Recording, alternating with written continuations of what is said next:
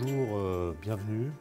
Je vais simplement parler de quelques étapes, disons, cruciales autour de la question du vide, qui est une question qui oblige, si on veut la prendre en entier, à raconter toute l'histoire et de la philosophie et de la physique.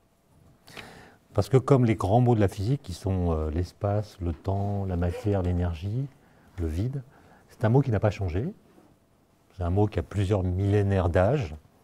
Mais évidemment, ce qu'on met derrière n'a pas cessé d'évoluer au gré des théories philosophiques, disons des doctrines, mais aussi au gré des théories scientifiques. Vous avez certainement entendu parler du vide quantique, par exemple. On l'appelle vide, mais il est plein de trucs, donc il n'est pas vide. Donc ça pose la question de savoir ce qu'on met derrière ce mot. Et si on doit faire commencer l'histoire à un moment particulier, c'est donc Parménide, philosophe grec, dont on dit qu'il a clivé l'histoire de la philosophie, puisqu'il a dit, dans des fragments qui nous sont restés, « L'être est, le non-être n'est pas. L'être est, le non-être n'est pas. » Et donc, c'est une sorte de primat de la philosophie qui consiste d'abord à dire ce qui est, avant de disserter de métaphysique. On doit reconnaître qu'il y a des choses, et c'est ça que Parménide définit comme étant l'être. Alors, si vous voulez des détails, je peux être un peu plus précis, parce que l'être, il faut le définir. Et il le définit comme ceci, est ce qui est d'un seul tenant, parfaitement identique à soi-même. Est ce qui est achevé de toutes parts, ce à quoi il ne manque rien. Est ce qui est parfaitement un. Et donc, l'être parménidien, comme on l'appelle, est un être qui n'a pas d'origine, puisque pour qu'il ait une origine, il aurait fallu qu'il soit précédé par du non-être, qui n'existe pas, nous dit Parménide. Donc c'est un être permanent, qui ne subit pas de changement, qui ne subit pas de déplacement, parce que par exemple un changement, ce serait qu'une chose deviendrait identique à son opposé, par exemple. Deviendrait ou se mélangerait à du non-être, qui n'existe pas, donc c'est impossible. Donc pour Parménide, le changement, le mouvement sont des illusions. Et vous savez qu'il sera pris dans une sorte de contre-pied par Héraclite qui dira non, c'est tout l'inverse. La seule chose qui est, c'est le devenir. Il n'y a pas d'essence, il n'y a pas d'être, il n'y a que des transformations. Et donc cette façon de penser le monde a été marquante puisque les philosophes d'après ont dû se mettre soit du côté de Parménide, soit dans le camp adverse. Alors, il faut aussi parler de Démocrite, puisque dans les manuels de physique, j'ai vu ça dans les manuels de physique d'un de mes fils quand il était en terminale. On présente Démocrite comme le père de l'atomisme. Et on cite cette phrase, Démocrite aurait dit « Seul n'existe que les atomes et le vide ». C'est une phrase qu'on cite beaucoup au CEA. Hein. D'ailleurs, s'il y avait des portraits de Démocrite, on les mettrait dans nos plaquettes, j'imagine. Hein. Et ça, c'est vraiment, si vous voulez, une sorte de rétroprojection de ce que nous savons du vide dans le discours des anciens. Parce que si vous lisez les fragments de Démocrite, il y en a très peu. Hein. Démocrite, paraît-il, a écrit plus de livres qu'Aristote. 80. Mais il nous reste que quelques fragments, 135 je crois. Et on essaie de comprendre ce qu'il y a entre les lignes, c'est le cas de le dire. Et en fait, Démocrite ne parle jamais de vide, et il parle à peine d'atomes. Qu'est-ce qu'il dit? Il dit, première chose, je suis d'accord avec Parménide pour dire que l'être est plein. Ce qui définit l'être n'a pas de trou. Par contre, contrairement à Parménide, je postule qu'à côté de l'être, il y a du non-être. Voilà. En gros, il y a du plein et il y a du vide, si on devait le dire en termes modernes. Et donc, il va élaborer cette thèse qui fait de lui non pas un atomiste, le mot atomiste n'apparaîtra qu'au XVIIe siècle, c'est plutôt un vidiste. Démocrite, c'est quelqu'un qui, pour la première fois, pense le non-être, qu'on va traduire par la suite comme étant le vide. Mais vous voyez qu'il y a quand même une différence. C'est que le non-être ou le néant, on l'appelle comme on veut, est a priori l'équivalent de rien, alors que le vide, consciemment ou pas, on lui attribue une certaine spatialité, une certaine extension, une certaine dimensionnalité. Donc on peut déjà dire qu'il y a une sorte de différence qui apparaît entre le néant et le vide, c'est que le vide a une extension spatiale que le néant n'a pas. Ensuite, il y a toutes sortes de problèmes philosophiques autour de cela, qui ont été en partie identifiés par Parménide, justement, qui identifie le non-être à l'impensable. Ça a été repris par Bergson sur l'idée que le néant est une idée destructrice d'elle-même. Faites l'expérience, hein. Essayez de penser au néant, fermez les yeux, essayez d'imaginer ce qu'est le néant, et sans le vouloir, vous allez l'identifier à quelque chose, vous allez lui accorder une certaine extension peut-être, une certaine matérialité, une certaine figure, bref, vous allez le représenter d'une certaine façon qui viendra démentir l'idée que c'est le néant. Autrement dit, dès que vous pensez le rien, vous ne pensez plus à rien. Vous pensez à quelque chose qui vient démentir le rien que vous pensez. Et donc, Bergson, il a cette phrase assez marrante, c'est que le rien ou le néant n'est un objet de pensée que si l'on n'y pense pas. Et dès qu'on y pense, on le détruit en tant que néant en le faisant être. Bon, évidemment, vous imaginez que là, il y a énormément de choses à dire qui relèvent de la physique, de la métaphysique, de la philosophie, etc. Mais comme vous êtes, je crois, plutôt physicien, on va assez vite arriver aux questions de physique, en remarquant que l'atomisme, qu'il soit celui de Démocrite, ou celui de Lucrèce, ou d'Épicure, qui sont des latins, postule l'existence du vide. Ça, c'est un terme qui existe chez Épicure, par exemple, et aussi chez Lucrèce. Pas chez Démocrite, je l'ai dit, mais c'est Aristote qui va un peu bricoler le vocabulaire. Je n'ai pas le temps d'en parler. Mais Aristote va contester l'atome, non pas parce qu'il est contre l'atome, mais parce qu'il est contre le vide que suppose l'atome. Parce que pour Aristote, s'il y a du vide, alors les mouvements sont impossibles. Enfin, il y a toute une théorie du mouvement qui devient impossible à penser si le vide existe. Et donc c'est par refus du vide qu'Aristote va refuser l'atome. Et pendant des siècles, l'atome va être discuté, mais plutôt à la marge, parce que Aristote a dit que la nature a horreur du vide. Ça sera repris par Roger Bacon au Moyen-Âge. Et ça va devenir une espèce de vérité indiscutable, selon laquelle la nature aura des passions, des sentiments, des affects, qui se manifesterait notamment par le fait que la nature a horreur du vide. Et ce qui est assez incroyable, c'est que cette horreur du vide, qui est un sentiment, va être pensée, notamment au Moyen-Âge, comme une véritable force capable d'agir sur les choses. Par exemple, lorsque on observe qu'une bouteille d'eau dans une bouteille de verre qu'on laisse dehors par temps de grand froid, l'eau va geler et la bouteille casse. Comment est-ce qu'on comprend ça au Moyen-Âge?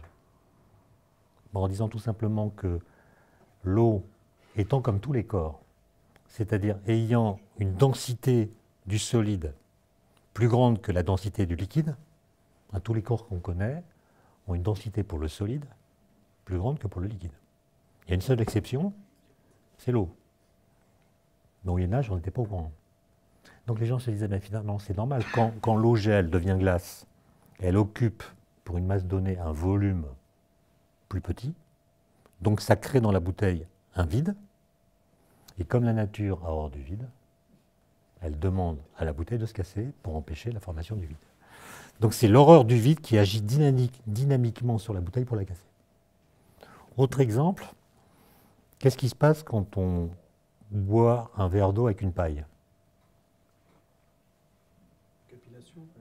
Alors on dit encore aujourd'hui, on aspire le liquide. C'est quand même un truc étonnant, hein. Vous avez de l'eau qui est bien plus bas que votre bouche, vous aspirez, le liquide monte. Contre la gravité. Le truc monte.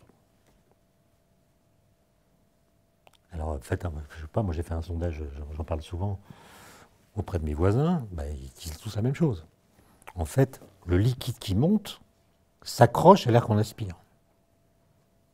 Alors, il y a des crochets, je sais pas. L'eau s'accroche. Donc j'aspire l'air, ça monte. Quelle est l'explication?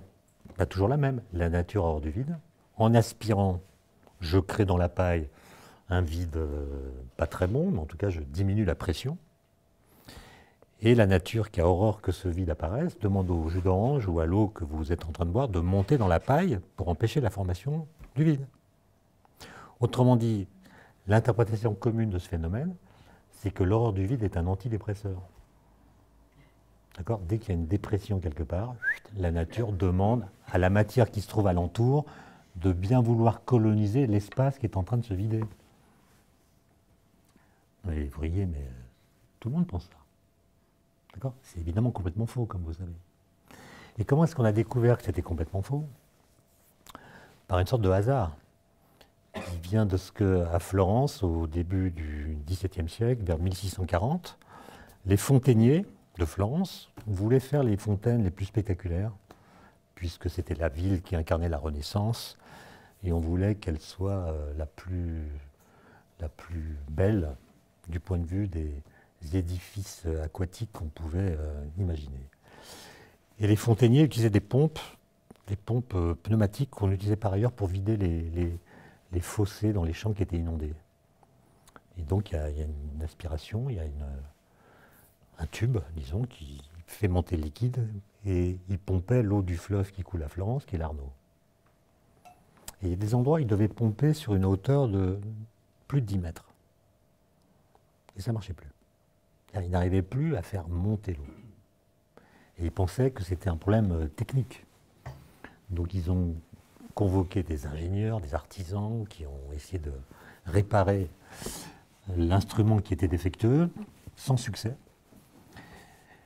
Et en désespoir de cause, ils ont eu l'idée d'écrire à Galilée. Bon, Galilée était très vieux, il était presque aveugle à l'époque, il meurt un an plus tard. Il comprend ce qui se passe, et je pourrais vous lire des extraits si ça vous intéresse. Il a l'idée que ce qui est en train de se passer, ce n'est pas du tout un problème technique que des ingénieurs pourraient réparer, c'est un problème de physique. Ce qui est en train de se montrer là, dit Galilée, c'est le fait que la nature n'a pas horreur du vide. Parce que si elle avait horreur du vide, on ne voit pas pourquoi cette horreur cesserait au-delà de 10 mètres. On ne voit pas pourquoi l'horreur du vide serait contextuelle, serait liée à des conditions particulières. Si la nature a horreur du vide, elle a absolument horreur du vide. D'où l'idée que si on ne peut pas pomper au-delà de 10 mètres, c'est parce qu'il y a une pression, un poids de l'air, comme il disait, on appelle ça la pression atmosphérique aujourd'hui, un poids de l'air qui vient s'imposer sur la surface du liquide. Quand vous pompez ou quand vous aspirez dans une paille, c'est la même chose, vous diminuez la pression dans la paille, du coup le poids de l'air sur le liquide qui est dans le tube ou bien dans la paille devient plus petit. Et du coup c'est la pression de l'air sur le liquide qui fait monter le liquide dans la paille ou dans le tube de la pompe. C'est la dépression qui crée une action du haut vers le bas, qui fait monter le liquide du bas vers le haut. Il faut une sorte de renversement complet de l'explication. Galilée n'a pas le temps de vérifier cela par des expériences, mais il en parle à son assistant, qui s'appelle Torricelli, type surgénial, qui meurt à 39 ans, comme tous les grands génies. En tout cas, tous les génies qui ont travaillé sur le vide, Blaise Pascal, Torricelli, tous ces gars-là meurent à 39 ans. Et Torricelli, il a l'idée de vérifier l'hypothèse de Galilée en utilisant non pas de l'eau, parce qu'il faut des colonnes de 10 mètres, mais un liquide beaucoup plus dense que l'eau, qui est le mercure. Le mercure est 13,6 fois plus dense que le mercure. Et donc, il a l'idée de prendre un tube d'1 mètre, rempli de mercure, de le plonger dans un bain de mercure, de défaire le bouchon quand le tube est immergé. Et d'après ses calculs, si Galilée a raison, la hauteur de la colonne dans le tube, ça doit être 10 mètres divisé par 13,6, la densité du mercure, c'est-à-dire 76 cm. Okay, il fait l'expérience, il mesure 67 cm. 76 cm, c'est-à-dire ce qui avait été prévu. Et il invente du même coup le baromètre. Il invente le baromètre, c'est-à-dire, et la question qu'il pose est, qu'est-ce qu'il y a entre, le tube fait 1 mètre, j'ai dit, et une fois qu'il l'a renversé, la hauteur de la colonne de mercure, c'est 76 cm. Question que pose Torricelli, qu'est-ce qu'il y a dans le tube, au-dessus des 76 cm dans les 24 cm qui ont été libérés. Qu'est-ce qu'il y a? Alors, il a envie de dire, il y a du vide. Mais d'abord, il ne publie pas, parce que l'Inquisition n'aime pas ceux qui croient à l'existence du vide, tout simplement parce qu'on ne voit pas pourquoi Dieu aurait créé dans l'univers des choses inutiles. Donc il ne publie pas, mais ce qu'il pense, c'est que c'est du vide, mais il emploie d'autres termes comme vapeur subtile, etc. Il y aura beaucoup de discussions autour de ça, notamment en France avec Descartes, Blaise Pascal et d'autres. Et bien qu'il ne publie pas, cette expérience, l'invention du baromètre et la preuve presque directe de l'existence du vide, va circuler sous forme de rumeurs dans toute l'Europe, va arriver jusqu'à Paris, et ça va être entendu par Blaise Pascal. Il y a un texte de Blaise Pascal où il dit « J'ai entendu parler d'un certain Torricelli », etc. Et Blaise Pascal, lui aussi, s'était intéressé au vide. Il avait écrit des textes disant son étonnement à l'idée que la nature puisse éprouver des émotions ou avoir des affects. Il entend parler de ces expériences et, reprenant d'ailleurs une suggestion de Torricelli, il se dit que si on est en altitude, la pression de l'air, je rappelle qu'à l'époque, personne ne savait de quoi était faite l'atmosphère, ni jusqu'à quelle hauteur elle se déployait. Est-ce qu'elle va jusqu'aux étoiles ou pas? Personne n'en savait rien. Jusqu'où va l'atmosphère? Personne n'était au courant. Donc il se dit, si on va en altitude, la pression doit être plus basse, et donc la hauteur de la colonne de mercure doit être différente de ce qu'elle est au niveau de la mer. Blaise Pascal avait écrit plusieurs lettres à un jésuite à l'époque, qui avait écrit un livre qui s'appelle La plénitude du vide. C'est un jésuite qui expliquait que la nature ne peut pas tolérer le vide, etc. Enfin, les arguments que j'ai vaguement cités. Et Blaise Pascal lui avait répondu une lettre, la lettre au Père Noël, comme elle s'appelle. C'est pas le Père Noël des sapins, hein, c'est ce révérend père président ou directeur de la compagnie de Jésus. Et Blaise Pascal termine sa lettre en disant le vide tient le milieu entre le néant et la matière. Donc le vide, c'est un lieu intermédiaire entre le néant, qui est l'absence de toute chose, qui n'a pas de dimension spatiale, la matière, qui a une certaine matérialité. Ce qu'il appelle le vide, c'est entre les deux. C'est une dimensionnalité, mais ça n'a pas de matérialité. Et puis il est agacé par les arguments de ce Père Noël, et conclut en disant, de toute façon, il faudra faire des expériences. C'est l'expérience qui dira qui a raison. En cela, il invente presque la démarche de Karl Popper. Hein. Une théorie, elle doit faire des prédictions qui doivent être confirmées par l'expérience. Et s'il existe une expérience qui infirme les prédictions d'une théorie, c'est que la théorie est fausse. Et Blaise Pascal écrit une lettre à son beau-frère, qui habite à Clermont-Ferrand, en lui disant bah, « Moi j'habite Paris, autour de Paris il n'y a pas de montagne, toi tu as le Puy-de-Dôme, donc tu vas prendre un baromètre au mercure, ou plutôt tu vas en prendre deux, tu vas en laisser un en bas, au niveau de la ville, tu vas escalader le Puy-de-Dôme avec un autre baromètre, tu vas mesurer la hauteur de la colonne au sommet, tu vas même regarder comment cette hauteur évolue au cours de l'ascension, puis tu te redescendras et tu vérifieras qu'en bas, les deux baromètres ont le même niveau. » Je crois que c'est une lettre qui date du mois de juin, et le 1642, et le beau-frère va faire l'expérience en septembre. Il va écrire à Blaise Pascal une lettre que vous trouverez dans les œuvres complètes de Blaise Pascal, dans laquelle il relate toute son expédition. Et Blaise Pascal conclut que le vide existe, et cette expérience prouve qu'il existe.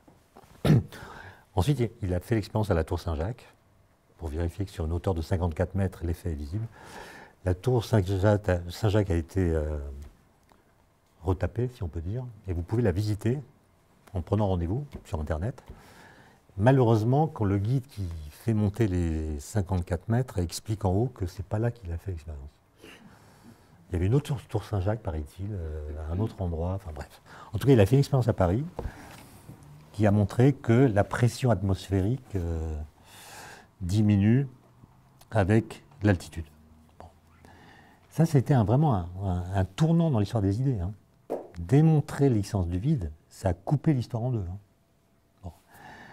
Il y a eu évidemment des résistances sur lesquelles je ne vais pas m'attarder, mais ça suppose ensuite qu'on essaie de définir le vide. Alors comment est-ce qu'on va définir le vide? On va dire le vide, c'est ce qui reste quand on a tout enlevé. Mais si vous dites cela, vous voyez qu'il y a un problème. Parce que si vous avez absolument tout enlevé, il ne reste plus rien. Or, on vient de dire que le vide, ce n'était pas la même chose que le néant. Donc dans votre définition, il faut apporter une petite correction qui est le vide, c'est ce qui reste quand on a tout enlevé, sauf le vide. Donc c'est une définition qui boucle sur elle-même, qui n'est donc pas une vraie définition, et qui fait voir que ce que vous allez appeler le vide va dépendre de la théorie physique, si on parle de physique, que vous prenez comme référence. D'où l'idée qu'il y aura en physique autant de vides différents qu'il y a de théories physiques différentes. Parce qu'une théorie physique, c'est un formalisme, vous savez, c'est des équations, c'est une façon de les comprendre, de les interpréter, de les connecter aux expériences, mais c'est surtout une façon de définir un mobilier ontologique, comme on dit. Il y a une théorie physique, ça dit ce qui existe dans le monde. Ça ne dit pas tout ce qui existe, peut-être, mais ça dit des choses qui sont dans le monde. Par exemple, la théorie de Newton vous dit, si vous regardez ces équations, que dans l'univers, il y a l'espace, le temps, qui sont de nature différente. Et puis, dans cet espace et ce temps, il y a des objets physiques qui sont dotés de masse, d'une certaine matérialité, bref. Donc, le mobilier ontologique de la théorie de Newton, c'est espace, temps, objet physique. Qu'est-ce que c'est que le vide chez Newton? C'est ce qui reste quand on a enlevé les objets physiques. On enlève tous les objets. Donc, il va vous rester l'espace et le temps vide, qui correspond d'ailleurs à la définition la plus classique du vide. C'est l'espace avec rien à l'intérieur, aucun objet à l'intérieur. Et quand vous lisez le mot traduit par vide dans les textes de Démocrite, vous rétroprojetez ce vide-là dans ce qu'il dit. Et quand Démocrite écrit le mot vide, le non-être traduit par vide, vous imaginez qu'il pense à notre espace newtonien. Or, pas du tout. L'espace newtonien n'a été pensé que par Newton, pas avant, et personne n'en avait l'idée avant, où les gens confondaient l'espace avec les lieux, c'est-à-dire que l'espace se définit par ce qu'il contient, et non pas par une structure géométrique qui serait antérieure aux objets. Donc il faut se méfier de ces problèmes de mauvaise traduction ou de projection de termes modernes dans des pensées plus anciennes. Mais bon, le vide newtonien, c'est un vide idéalisé, parce que même si vous avez une très bonne pompe, vous savez, il reste quelques atomes, etc. Le vide qu'on fait au LHC, l'accélérateur du CERN, dans le tube dans lequel sont accélérés les protons, c'est un vide qui est le plus bas qu'on puisse réaliser sur Terre. Il est plus bas que le vide lunaire. Donc il y a quand même des choses dedans. Il y a des atomes, des molécules qui restent. Donc le vide absolu, c'est quand même quelque chose d'idéalisé. Et pourquoi est-ce que Blaise Pascal dit qu'on s'est trompé à propos de la nature en pensant qu'elle avait horreur du vide? C'est qu'en fait, la pression de l'atmosphère est tellement forte. Je vous rappelle que c'est 10 tonnes par mètre carré. D'où les 10 mètres de tout à l'heure. 10 tonnes par mètre carré. Chaque mètre carré au sol reçoit une pression due au poids de l'air qui est l'équivalent de 10 tonnes. Évidemment, on ne la sent pas parce que notre pression interne est la même, mais c'est énorme. Ça veut dire que dès que dans l'atmosphère, il y a une petite fuite dans un endroit où on a tenté de faire le vide, l'air avec la pression qu'il a s'empresse de le coloniser, de sorte qu'il est presque impossible, en tout cas c'est très difficile de faire le vide. Et cette difficulté a été pensée comme une force que la nature exercerait sur l'espace d'une certaine façon. C'est ça qui est complètement renversé. Et ensuite, le vide va dépendre de votre théorie physique.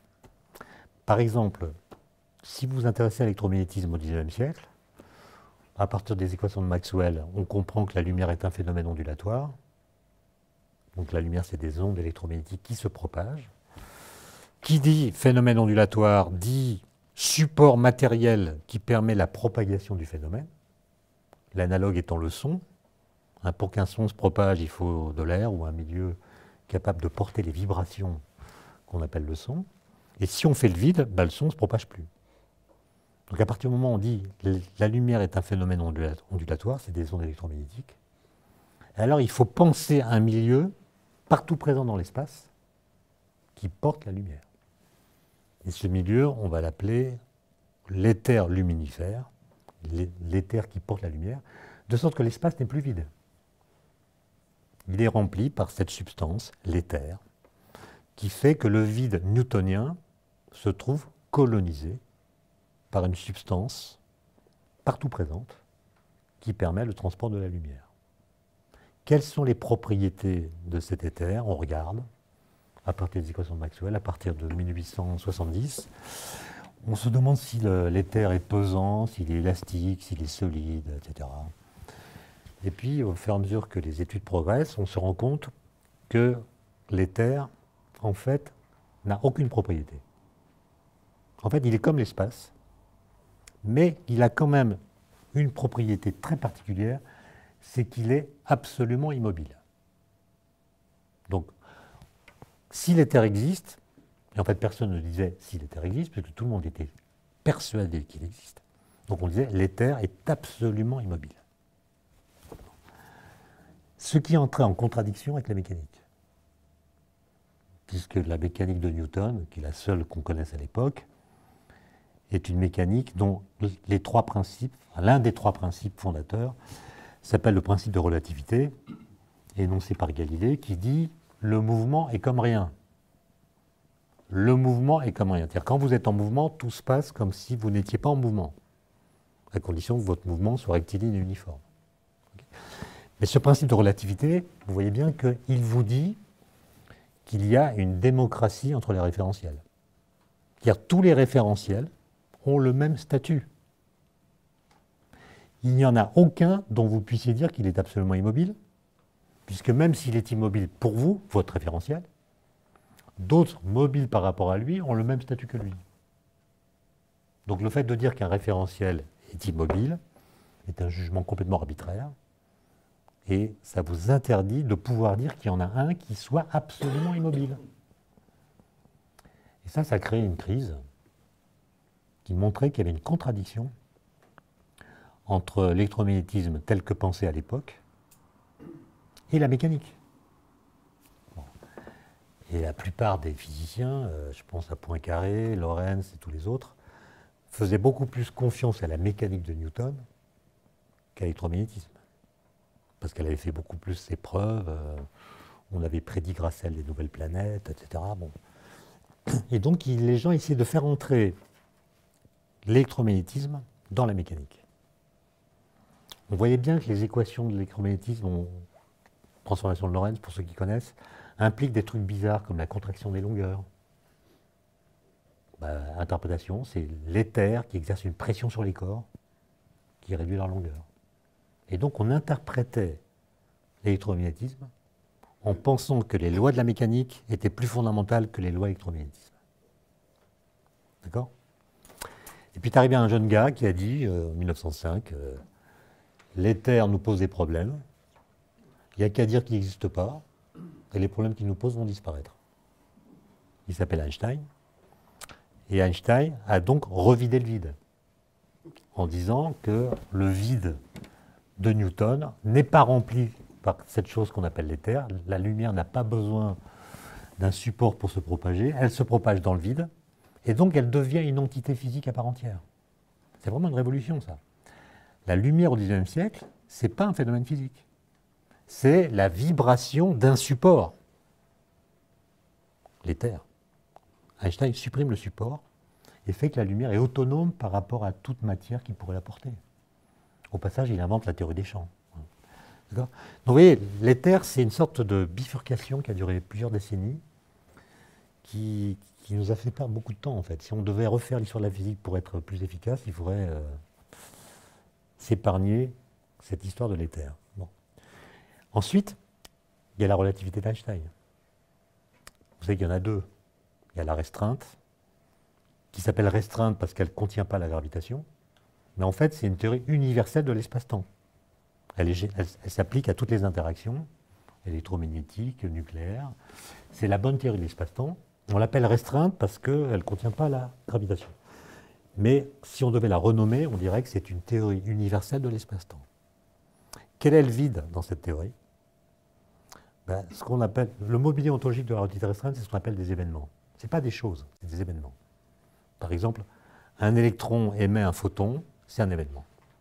Et l'espace-temps est le réceptacle des événements. Et ce qu'on appelle une chose en physique classique, en relativité, c'est un hypervolume. Par exemple, cette table, pour moi, c'est une chose à 3 dimensions, dans l'espace, mais vu par la relativité, c'est un hypervolume à 4 dimensions, puisque je dois voir cette table comme ayant été dans son passé présente à tous les instants du temps. Et donc, ça devient un hypervolume, et les choses doivent être pensées en ces termes-là. Mais l'entité primitive, c'est l'événement. Qu'est-ce que c'est que le vide? C'est ce qui reste quand on a enlevé tous les événements. C'est donc l'espace-temps sans événement. C'est l'espace-temps vide. Okay.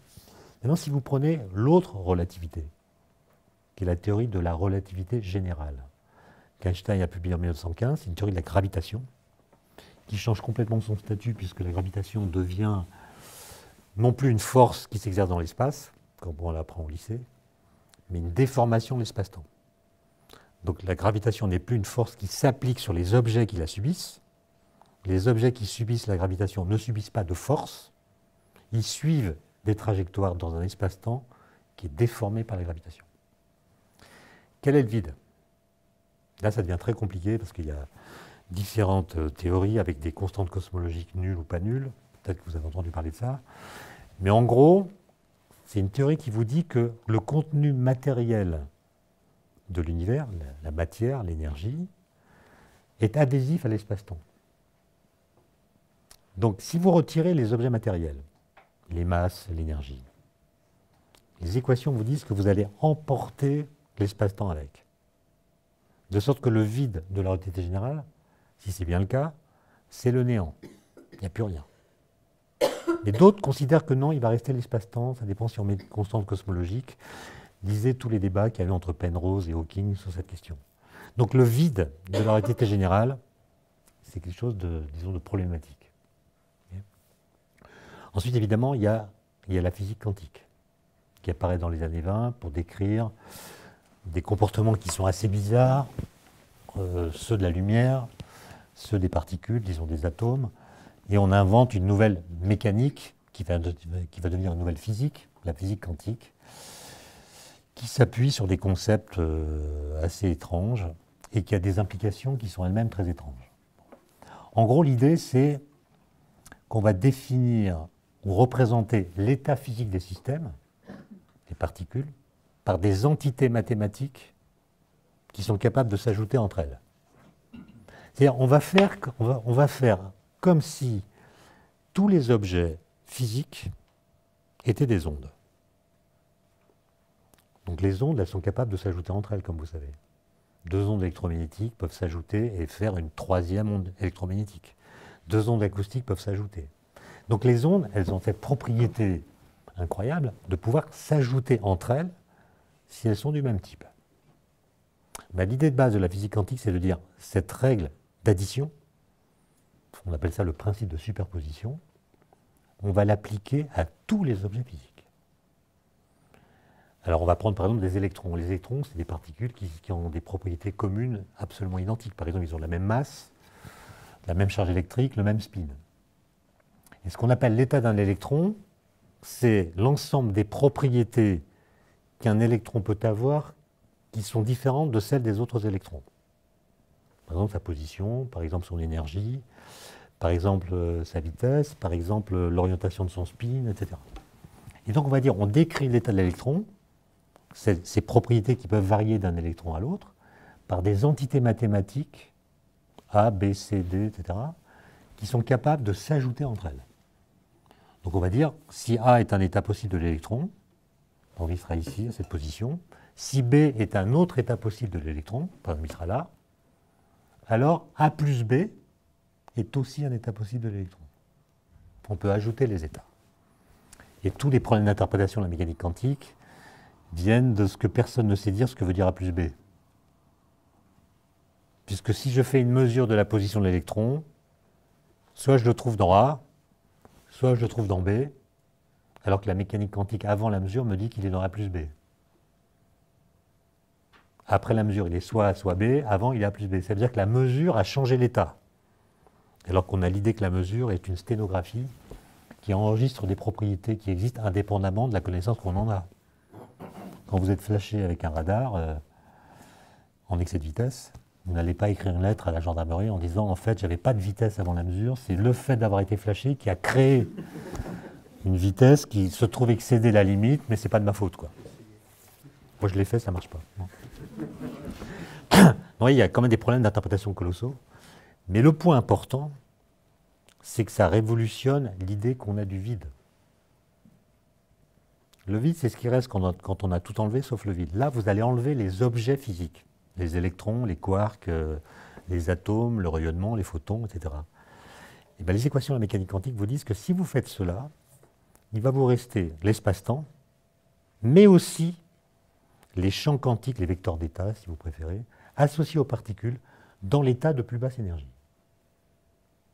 D'accord ? C'est-à-dire que vous allez avoir, non pas les particules, mais leur potentialité d'existence. Les champs quantiques qui leur sont associés, dans l'état de plus basse énergie. Donc le vide se trouve défini comme étant l'état de plus basse énergie présent dans l'univers. Mais c'est l'espace-temps rempli par les champs. D'accord ? Et du coup, ça veut dire que le vide est plein de ce qu'on appelle des particules virtuelles. Alors, particules virtuelles, ça ne veut pas dire qu'elles sont fictives, etc. Ça veut dire qu'elles ont une énergie plus basse que leur énergie de masse. Leur énergie de masse, c'est MC2, MC carré. Leur énergie dans le vide quantique, c'est une énergie plus basse que MC carré. Et donc, ce sont des particules qui n'ont pas assez d'énergie pour exister pleinement. C'est pour ça qu'on les appelle virtuelles. Elles sont un peu fatiguées, elles sont endormies dans le vide quantique. Et on arrive à les réveiller en déposant dans ce vide quantique de l'énergie qu'elles absorbent, deviennent réelles, prennent un peu d'énergie cinétique et sortent du vide. C'est ce qu'on fait avec le LHC. On fait des collisions de haute énergie qui vont donner de l'énergie aux particules du vide quantique, qui vont devenir réelles, sortir du vide et se montrer dans les détecteurs qu'on a installés autour des lieux de collision. C'est comme ça qu'on a vu le boson de Higgs. Et ce vide quantique, il peut se manifester par des effets mesurables, comme par exemple l'effet Casimir, pour ceux d'entre vous qui connaissent le phénomène, c'est-à-dire qu'on peut montrer certains effets qui sont produits par l'existence de ces particules virtuelles dans le vide quantique. Bon.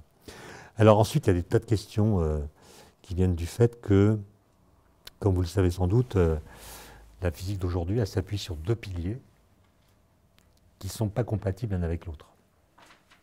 Il y a d'une part la physique quantique qui décrit l'interaction électromagnétique, les deux interactions nucléaires, faibles et fortes, avec les principes qui sont les siens, dans le cadre de ce qu'on appelle les théories de jauge.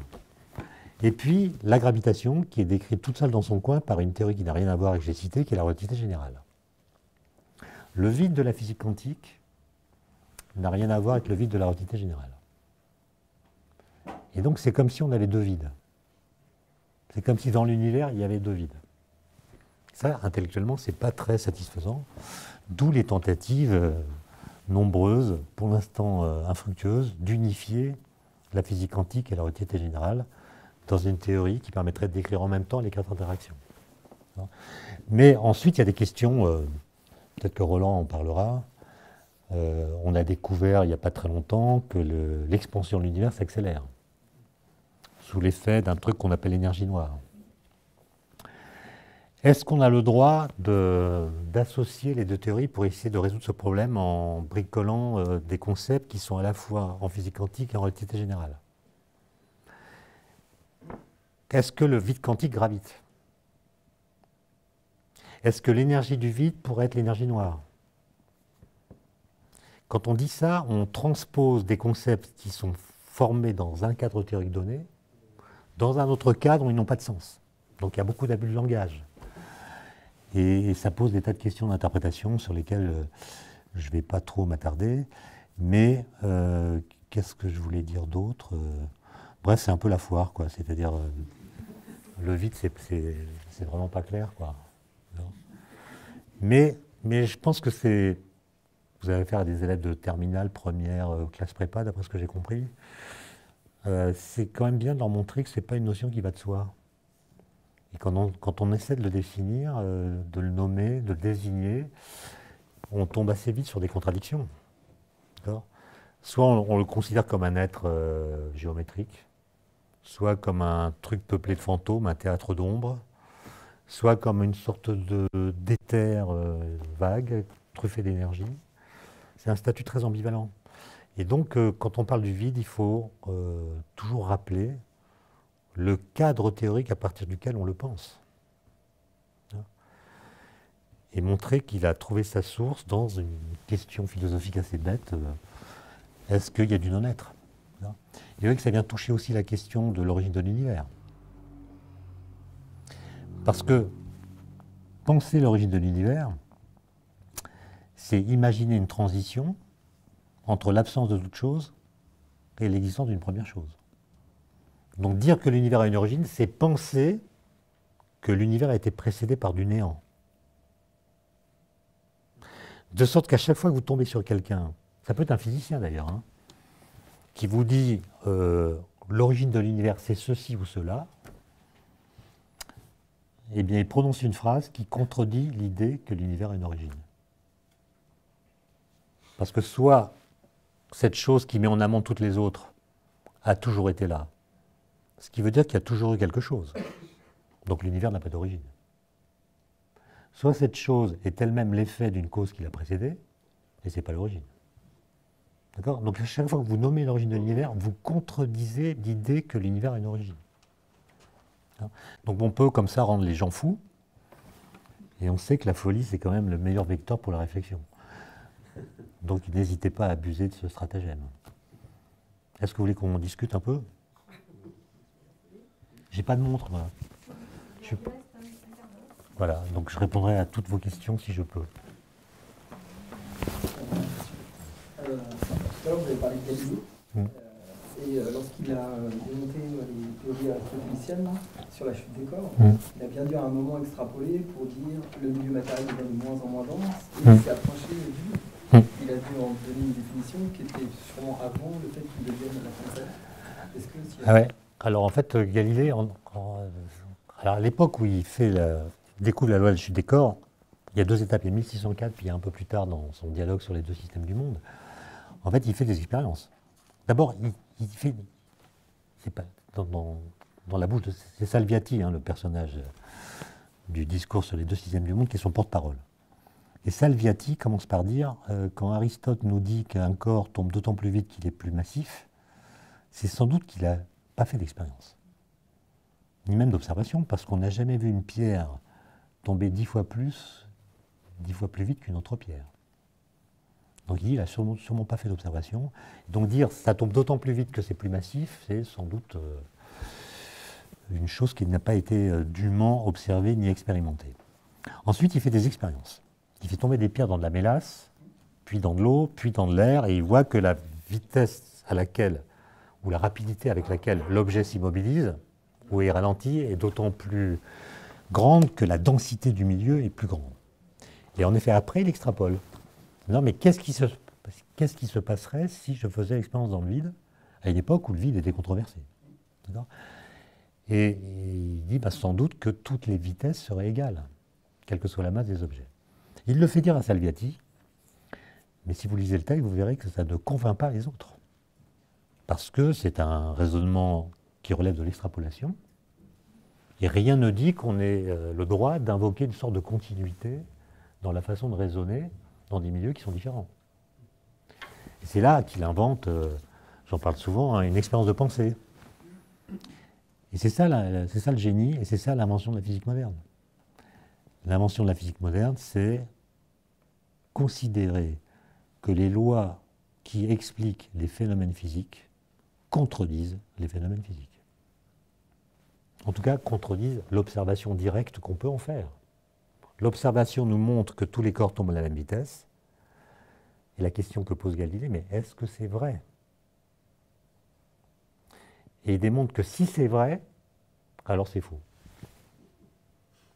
C'est-à-dire, si je suppose que c'est vrai, j'invente une expérience de pensée qui montre que ça ne peut pas être vrai. Donc c'est faux.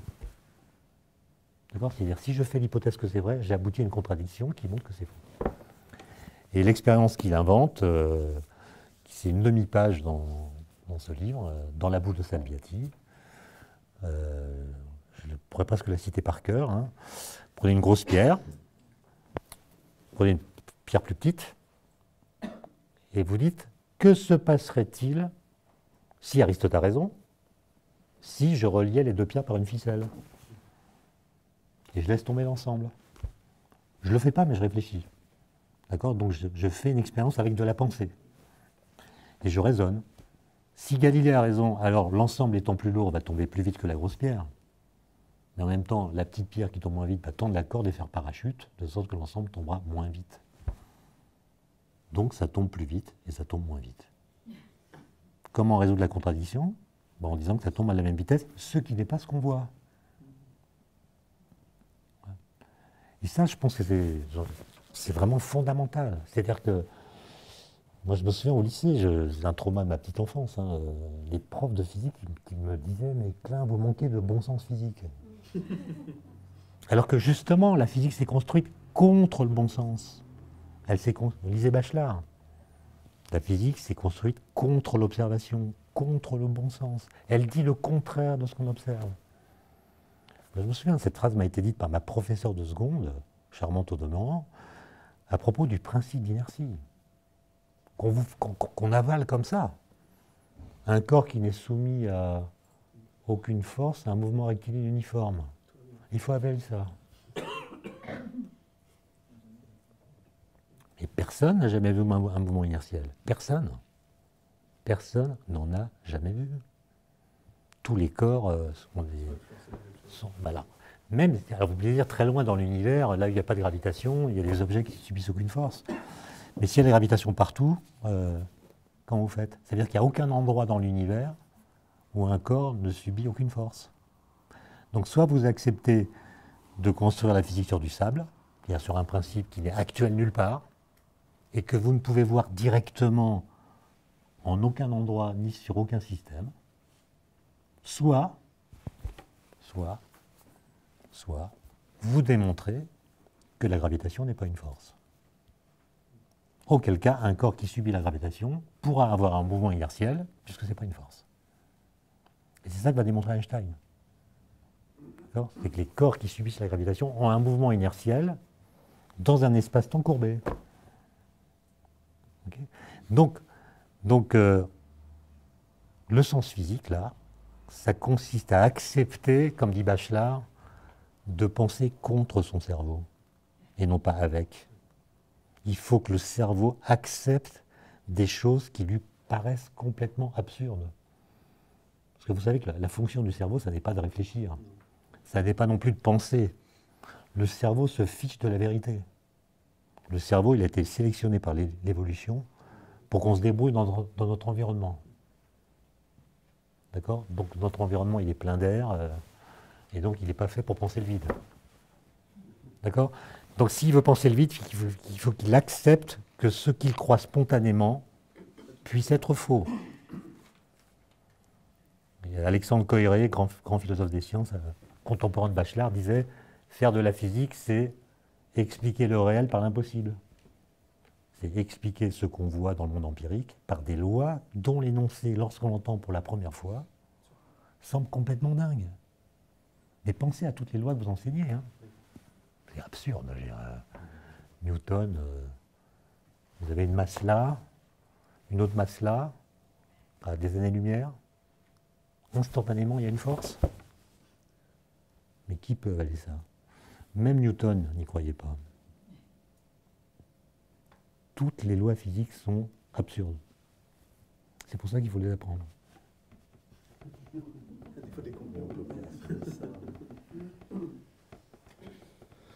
Non, je dis ça parce que, évidemment, je radicalise un peu, parce que, évidemment, l'expérience devient l'arbitre à la fin.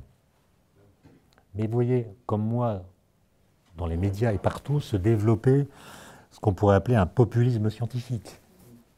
Il y a des gens qui utilisent le bon sens, leur bon sens, pour critiquer ce que disent les scientifiques.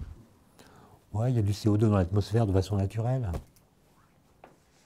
C'est pas parce qu'on en met quelques parties par million en plus que ça va changer le climat. Un petit effet ne peut produire que des petites causes. Vous avez déjà entendu ça. On prédit le climat sur un siècle, mais on ne prédit pas la météo de là de 15 jours. C'est quoi ça? D'accord? Donc ce populisme-là, l'invocation du bon sens pour critiquer ce que disent les physiciens au motif que ce qu'ils disent est absurde, ou contredit par l'observation, me semble un mouvement qu'il faut combattre. Tout à l'heure, vous mélangez philosophie et sciences. J'avais une petite question. Non, c'est pas que je les mélangeais, c'est qu'elles n'ont jamais été séparées. Oui, c'est bien pour ça, justement. Ouais. Et j'ai un petit physicien le mois dernier qui m'a préconisé de lire le livre Synchronicité, avec Pauli, l'histoire de Pauli, en fait. Ah oui. La correspondance entre Pauli et Jung, oui. C'est ça. Et effectivement, il disait que c'était assez souvent le cas quand un savant bute sur quelque chose. De manière, je ne sais pas comment dire, métaphysique, il en rêve, il fait des choses un peu extraordinaires dans sa nuit, et quand il se réveille, il met en application ou il essaye de voir si ça tient la route. Ça vous est arrivé? Non, moi j'ai pas d'idée, moi, mais non, mais Paoli, c'est intéressant parce que dans son comportement de la journée, on pourrait dire, il était rationaliste. Il cassait tout le monde, il était même assez désagréable. Il recevait ses thésards notamment Weisskopf, qui arrive un jour avec un calcul, et Paoli voit qu'il y a une erreur de calcul. Weisskopf en déduit qu'il n'est pas fait pour la physique, il doit faire du droit, il doit quitter la science. Et Paoli lui répond, mais non, un seul physicien n'a jamais fait d'erreur, moi. Il était un peu arrogant comme ça. Mais en fait, il était double, parce qu'il avait une vie psychique complètement intense. Et en effet, en 1930, il a commencé une psychanalyse avec Jung, Carl Gustav Jung, qui habitait à Zurich comme lui. Donc ils se sont vus, ils sont ensuite échangé des lettres, plus de 1000 je crois. Ça s'est interrompu en 1958 à la mort de Paoli. Et Jung a interprété 400 des rêves de Paoli. Et il a été mis en contact avec Jung sur ordre de son père, parce qu'il venait de se marier avec une danseuse. Et assez rapidement, elle l'a quitté pour un chimiste. Ce qui, pour un physicien théoricien, est quand même le truc qui peut briller. Donc il a écrit une lettre à Jung en disant « Ma femme m'a quitté pour un chimiste. Si elle m'avait quitté pour un matador, j'aurais pu faire quelque chose, mais un chimiste, que faire ?» C'est un grand chimiste d'ailleurs, qui s'appelait Goldfinger. Et là, il a commencé à... Mais il a complètement déliré et est devenu alcoolique, etc. Et c'est là qu'il a eu l'idée du neutrino, comme solution du problème de la radioactivité bêta. Et avant, il avait résolu la question du spin, il avait inventé le spin, le 4e nombre quantique. Et dans cette correspondance qui est passionnante, il explique qu'il est fasciné par la guématria et le passage de 3 à 4. Du nombre 3 au nombre 4. Et puis, il a été un peu numérologue sur les bords, puisque, comme vous le savez, quand on prend la constante de structure fine, alpha, qui est le carré de la charge de l'électron divisé par la constante de Planck, divisé par c, la vitesse de la lumière, on trouve l'inverse d'un nombre entier, 1 sur 137. Et beaucoup de physiciens ont déliré là-dessus. Pourquoi c'est un nombre entier? Pourquoi c'est 137? Il y a eu chez Eddington et beaucoup d'autres à cette époque-là des tentatives de compréhension de la mécanique quantique en expliquant d'où vient ce nombre. Pourquoi c'est un nombre entier? Bon, en fait, on sait que ce n'est pas un nombre entier. Il y a virgule, 002, etc. Mais Paoli, vous verrez, il y a plusieurs lettres là-dessus, et il pète vraiment un câble en pensant que la résolution de ce problème permettrait de résoudre les questions qui lient la psyché et le monde physique. Et quand il a été victime, il s'est évanoui en donnant un cours à Zurich. En fait, il avait un cancer du pancréas. Il a été emmené aux urgences à l'hôpital. Et on l'a mis sans savoir tout ce qui lui était arrivé, on l'a mis dans la chambre 137. Donc il est mort en délirant sur le 137.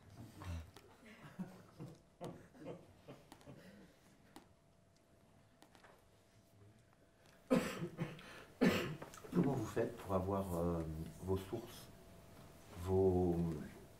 les histoires, les informations que vous nous racontez? Comment vous faites pour accéder à ces informations? C'est assez classique. Moi, ce qui m'intéresse, c'est les idées. Moi, je n'ai pas d'idées, hein, donc je dis. Ce qui m'intéresse, c'est comment les gens ont eu des idées. Et pour ça, il faut les lire. Mais il faut aussi comprendre le contexte dans lequel les idées apparaissent. Voilà. Donc, pour la physique quantique, par exemple, moi, j'ai pas mal lu de textes des années 20, 30, etc. Les textes des physiciens eux-mêmes. Et j'essaie de comprendre ce qui fait le génie de ces gens. C'est des gens géniaux. De vous imprégner. Voilà. Et c'est toujours un exercice passionnant parce qu'il y a deux écueils. Si vous voulez. Le premier écueil, c'est de dire c'est une affaire de génie. Donc il y a des génies qui arrivent comme ça. Et c'est leur intelligence qui est la cause de leurs idées, toute seule, indépendamment du contexte. Alors ça, c'est souvent la façon de raconter. Hein.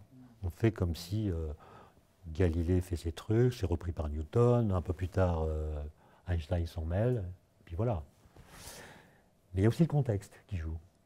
Alors si vous êtes un sociologue des sciences radicales, vous allez dire, il n'y a que le contexte qui joue. Les idées flottent dans l'air, elles sont prises par un tel ou un tel, mais en fait, le rôle de ce monsieur est secondaire, c'est le fait qu'elles sont dans l'air qui fait qu'elles finissent par être discutées et s'installent dans le champ de la science. Et moi, je ne suis pas d'accord avec ça, parce que je pense qu'il y a des gens particuliers qui, si on les remplace par d'autres, ne vont pas donner les mêmes effets. Par exemple, Einstein, en 1905, il travaille au bureau des brevets, à Berne. Il n'a pas de poste à l'université, il n'a pas de thèse, complètement inconnu. Simplement, il est payé pour regarder les brevets, les dépôts de brevets électromagnétiques déposés par les ingénieurs suisses et allemands pour synchroniser les horloges à distance. Les gens prennent le train, l'Allemagne s'est unifiée. On veut unifier l'heure à distance. On veut que le même pays ait la même heure partout. Mais comment on fait? Comment on fait pour transporter l'heure? Et évidemment, Einstein, en lisant ses brevets, voit qu'il y a un problème dans l'interprétation de l'électromagnétisme. Et donc le contexte a joué. Mais les 27 personnes qui travaillent avec lui n'ont pas eu la même idée. Donc le contexte ne suffit pas. Donc, si vous voulez comprendre d'où viennent les idées, il faut lire l'époque, le contexte, et puis évidemment les auteurs eux-mêmes. Et c'est assez passionnant, hein, parce que l'objectivité de la science, en laquelle je crois, ne vient pas du fait que les scientifiques seraient plus objectifs que les autres. Autrement dit, l'objectivité de la science, elle est construite par un travail d'objectivation venant de la façon dont les scientifiques parlent entre eux, présentent leurs résultats, etc. Mais eux-mêmes ne sont pas spécialement objectifs. Ils se trompent, ils ont des délires, ils ont des idées fausses, ils ont des marottes, ils peuvent avoir des obsessions, des croyances. Et donc ce n'est pas du tout un exercice de purification de l'imaginaire qui crée la science. C'est plutôt l'imaginaire qui est le porteur. Après, des discussions viennent filtrer ce qu'il faut garder et ce qu'il faut éliminer. Et je pense que cette dimension historique, elle est vraiment importante, mais il faut raconter la vraie histoire, pas la légende. Or moi, à chaque fois que je me suis intéressé à un épisode historique, je me suis rendu compte que la vraie histoire, elle est complètement différente de la légende qu'on m'avait racontée en cours. Par exemple, sur la mécanique quantique, on vous parle du corps noir, la catastrophe ultraviolette. Ben non, ça ne joue aucun rôle. Aucun rôle. Max Planck, il avait d'autres idées, il voulait montrer que la flèche du temps avait une origine dans l'interaction lumière-matière, etc. Enfin, ça n'a joué aucun rôle dans son truc. Mais on fait comme si un physicien théoricien avait telle idée, un expérimentateur vient vérifier. Puis non, c'est beaucoup plus compliqué et beaucoup plus intéressant. Et je pense que ça devient presque un enjeu politique là aussi. J'ai parlé du populisme scientifique, mais regardez aujourd'hui, on a tous beaucoup de connaissances scientifiques. Vos élèves, ils en ont plus que, sans doute, toutes les générations passées. Tout le monde sait que l'atome existe. Tout le monde sait que l'univers est en expansion. Tout le monde sait que la Terre est ronde. Enfin, en tout cas, qu'elle n'est pas plate. Tout le monde est au courant de ça.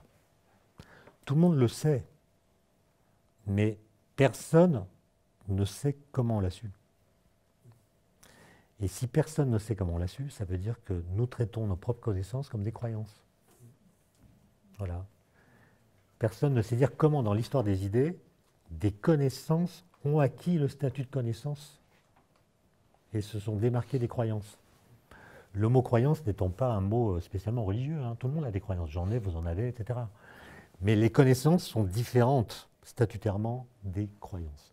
Comment ont-elles acquis ce statut dans l'histoire des idées? Ça me paraît être un truc à travailler, parce que sinon, les connaissances paraissent complètement arbitraires. Mes étudiants à Centrale, je les ai surpris un matin, avant de faire cours, ils discutaient entre eux pour se moquer des gens qui pensent que la Terre est plate. Et je les ai encouragés. C'est tellement bon de se moquer. Ça fait du bien. Mais je leur ai demandé, au fait, comment on a su qu'elle était ronde? Qui? Quand? Comment? Avec quels arguments? Beaucoup m'ont dit, bah, c'est Galilée qui a démontré que la Terre était ronde. Galilée? Magellan est parti sur une Terre plate? Pas peur. Donc comment est-ce qu'on a su que la Terre est ronde? On le sait depuis des millénaires. D'accord? J'allais dire, on le sait depuis presque toujours. Mais comment on l'a su? D'accord? Et le fait qu'on ne sache pas répondre à cette question, pour moi, c'est un drame. Je vous donne un autre exemple. La Terre tourne autour du Soleil. Mais comment on l'a su? C'est quoi les arguments de Copernic? C'est vraiment des arguments? Vous avez lu pour Copernic? Non. Est-ce qu'il le démontre? Non. C'est des trucs esthétiques, théologiques, pas vraiment démontrés. Il ne fait pas beaucoup d'observations nouvelles par rapport aux anciens. En fait, il ne démontre rien. Il dit c'est plus élégant si. D'autre part, quand vous dites la Terre tourne autour du Soleil, ben, les gens comprennent que le Soleil c'est le centre, pas le centre. D'accord? Donc cette phrase est fausse. Ensuite, vous avez la relativité générale, qui vous dit tous les référentiels sont équivalents. Tous les référentiels sont équivalents. Galilée dit, s'ils sont en mouvement rectiligne uniforme, les référentiels galiléens. Einstein dit non, tous les référentiels, quels qu'ils soient, y compris ceux qui sont accélérés, ils sont équivalents. Donc les lois physiques doivent s'exprimer de la même façon dans tous les référentiels. Ben, si vous prenez comme référentiel la Terre, c'est quand même le Soleil qui tourne autour, non?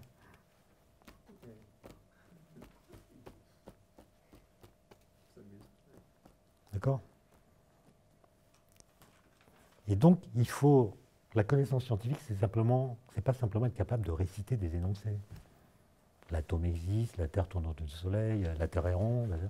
C'est savoir comment ces énoncés se sont constitués dans l'histoire et ont convaincu. Et c'est vraiment la seule façon de lutter contre une forme de relativisme. Le relativisme, c'est très bien, mais c'est un peu comme le cholestérol. Il y a le bon et le mauvais. D'accord ? Le mauvais, c'est celui qui dit que toutes les connaissances sont relatives, contextuelles, historiques, éphémères.